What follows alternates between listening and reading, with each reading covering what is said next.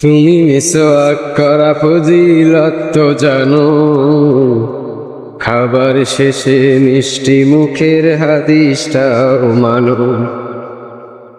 শুধু হক কথাটা উচ্চ স্বরে বলতে পারো না, অন্যায় দেখে বারুদ হাতে জ্বলতে পারো না। শুধু হক কথাটা উচ্চ স্বরে বলতে পারো না, অন্যায় দেখে বারুদ হয়ে জ্বলতে পারো না। কেমন মুসলমান তুমি একটু বলো না, কেমন তোমার ঈমান একটু বলো না। তুমি মিসওয়াক করা ফজিলত তো জানো, খাবার শেষে মিষ্টি মুখের হাদিসটাও মানো।